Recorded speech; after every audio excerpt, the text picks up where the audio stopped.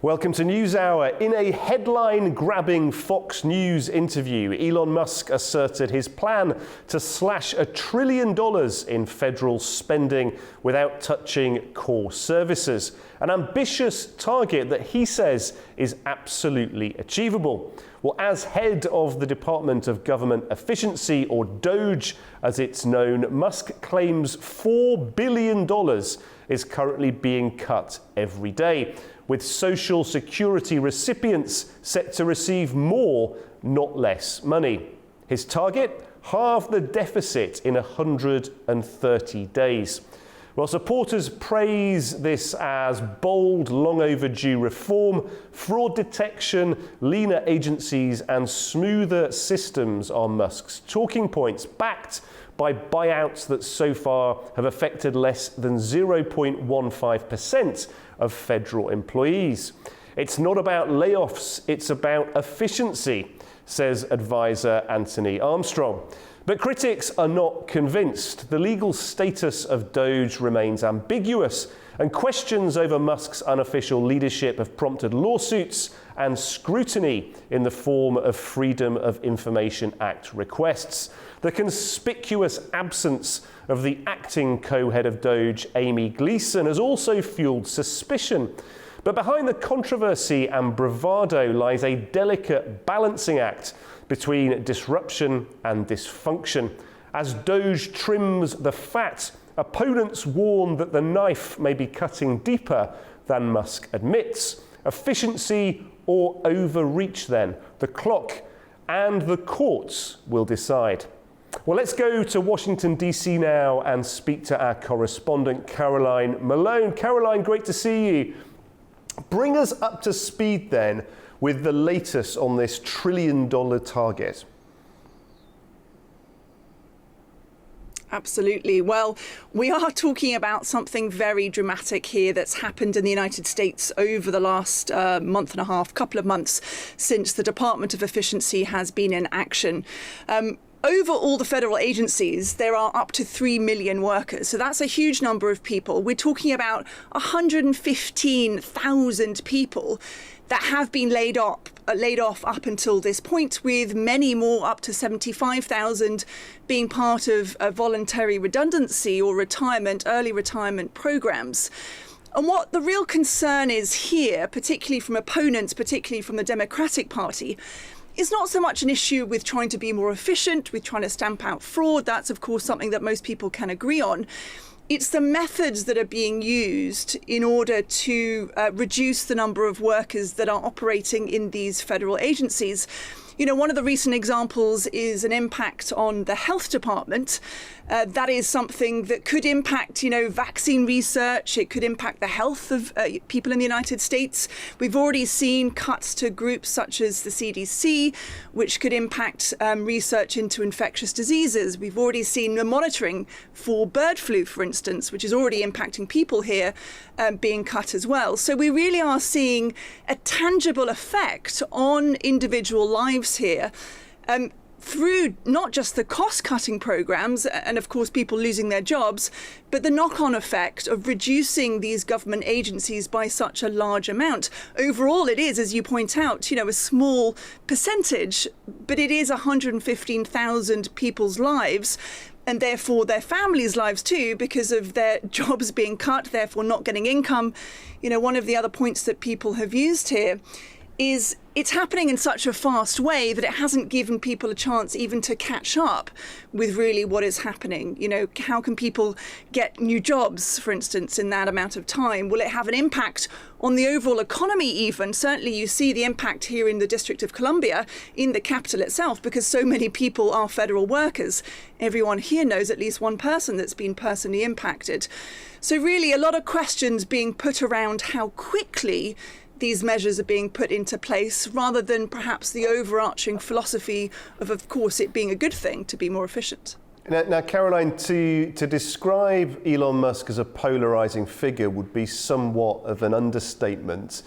Critics obviously are going to question the style of this, they're going to question his ideology, even his right to lead such a radical agenda. But on the other hand, cutting $4 billion a day without slashing core services, it's going to be difficult to argue against that. What's the Democrats' core argument against these cuts? Well, absolutely. And if that, in fact, is an accurate number, then that does seem to be a good thing. Clearly, we know that the US government has debt. It has to manage that. It's only a good thing to make sure that the money being spent is being spent in an efficient way. But we are talking here about a man, as we know, who is the richest man in the world, who is now the right-hand man, really, in a lot of ways, to the US President Donald Trump, who hasn't been elected into office, who at the beginning was seen as the head of DOGE, as the head of the Department of Efficiency. But once that was questioned, because he hasn't actually been elected into that position or even nominated or is in any way formally part of the government, he's only deemed to be an advisor. There seemed to be sort of a change in how this administration is working with DOGE and how Elon Musk is being evolved.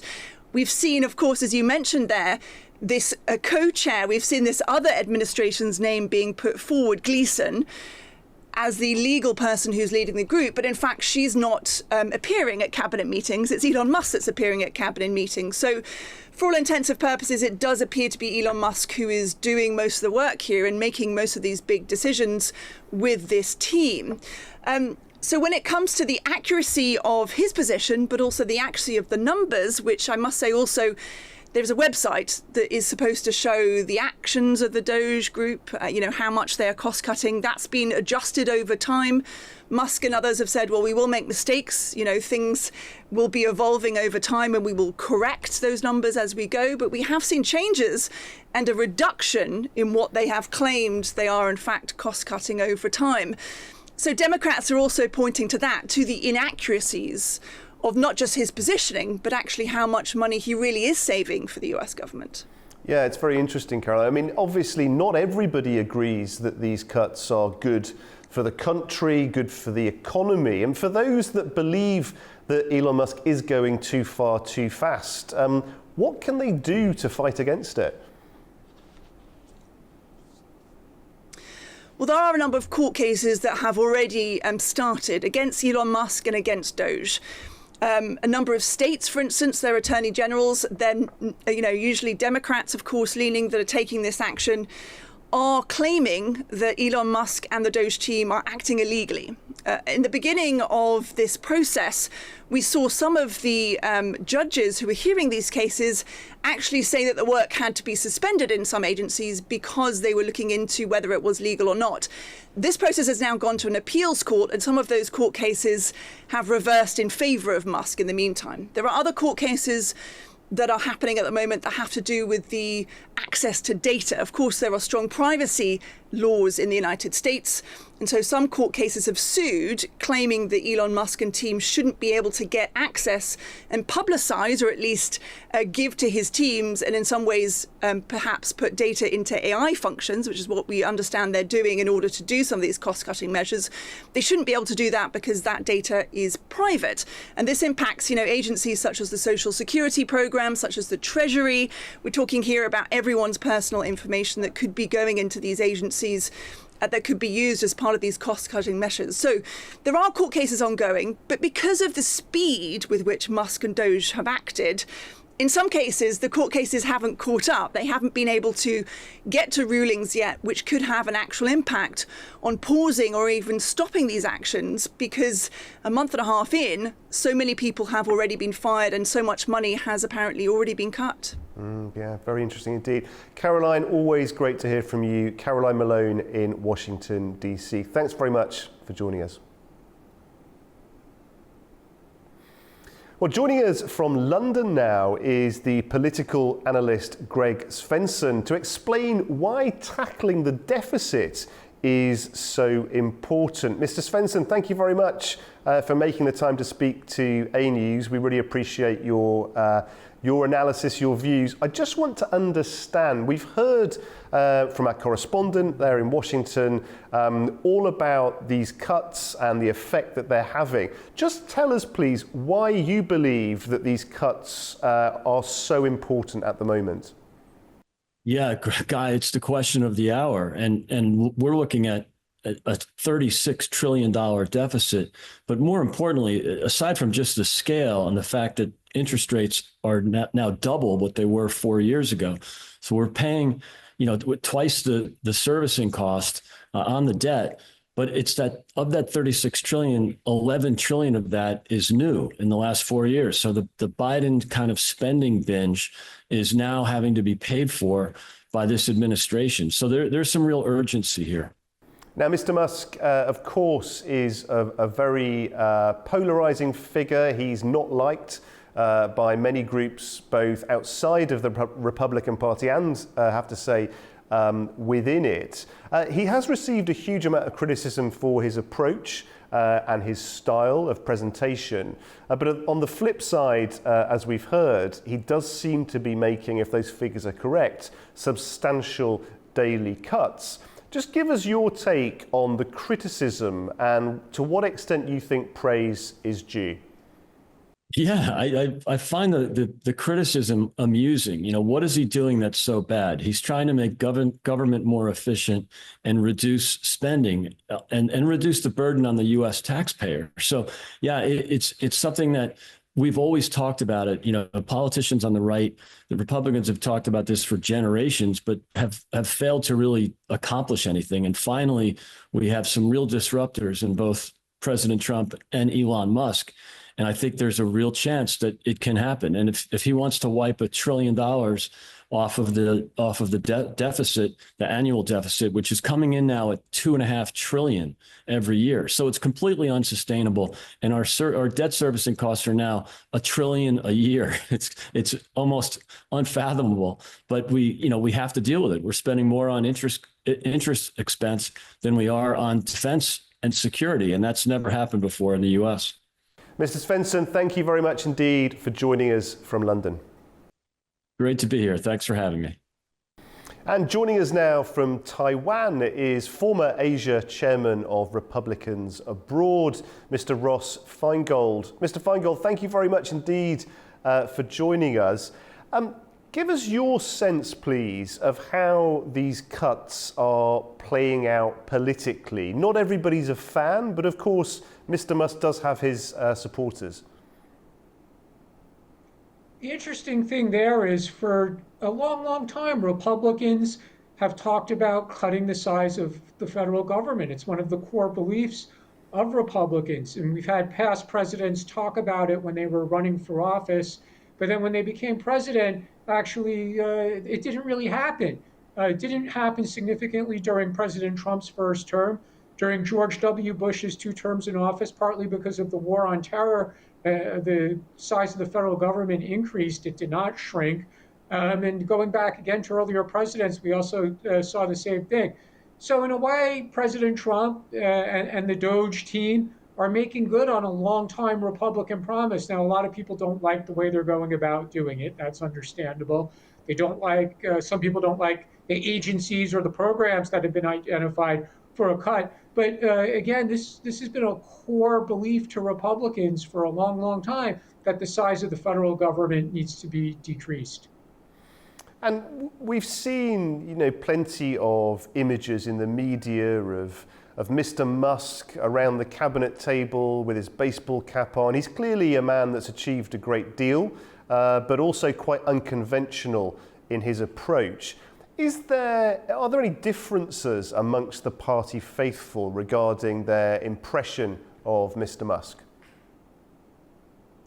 It's certainly being tested at the moment because some of the programs that have been cut or threatened to be cut, or some of the services that are under threat to be cut, such as the Social Security Administration and the ability to access Social Security offices or a phone call for assistance. I mean, that cuts across the political divide in the United States. So I wouldn't say that Musk is universally liked even among voters who voted for President Trump, and that's one of the reasons why he went on Fox News. But I think he's talented in a similar way to President Trump. President Trump was a real estate guy, but he was also a natural at marketing. In many ways, Musk is similar in that regard, and that's probably one of the reasons why Trump likes Elon Musk so much. It's not just because Elon Musk is smart and helped design the Tesla or the SpaceX rockets. I think Trump also appreciates Musk's ability to market what he's doing. And that's one of the challenges that Musk is working his way through at the moment. Again, not every voter in America, whether Republican or Democrat, likes some of the things that Doge is doing. And Musk has now realized that, and he's going public with trying to explain what they're doing and put a human face on the efforts of his team.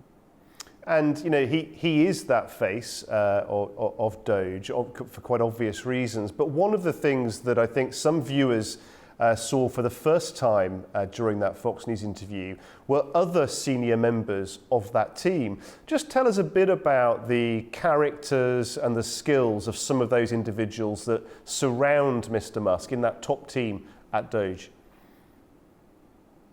Well, the ones who are a little older, they're business success, just like Musk has been a success in the businesses that he's founded and operated or invested in. So there's a banker, there's a former early employee at Airbnb who's a multi-billionaire. So it's high flyers, people who've had tremendous success in the business world, people who are very, very intelligent. Even the younger people that he brought, I mean, they're certainly very tech savvy. This is why they were able to access and manipulate vast amounts of data so quickly. So it's successful people, it's high flyers, it's the cream of the crop. Now, we might not like, again, some of the programs that have been cut or the way they've quickly done so, but I wouldn't question the intelligence of the people he's put together to work on the Doge initiative. And finally, Mr. Feingold, if you look ahead, some very big targets have been put forward. How realistic do you think this $1 trillion reduction actually is? Is it a very specific figure, or is it something that's really more designed as a sort of a stretch target, just to encourage people to be as efficient as possible? Certainly, they could cite very large numbers like $1 trillion in savings. And you could even argue that that's going to be achievable over time because you have fewer employees in the federal government, depending on how many fewer employees ultimately results from their efforts. And the people who would be paid salaries and pensions going out many, many decades. So it's possible that they could actually reach their savings target. But one of the things they need to be careful with, to the extent that there's pushback, that the public dislikes this, although it's still far away as of today, we do have what's called the midterm election in November 2026. So if some of the cuts are not popular, then they need to do that sooner rather than later and not do that in 2026 as we get closer to the election season. Mr. Feingold, we appreciate your analysis very much indeed. Thank you very much for joining us from Taiwan. Thank you. Well, that is all we have time for on this edition of NewsHour. Please do stay with A News for plenty more news and analysis to come. And from the whole team here in Baku, we wish you a very pleasant weekend ahead.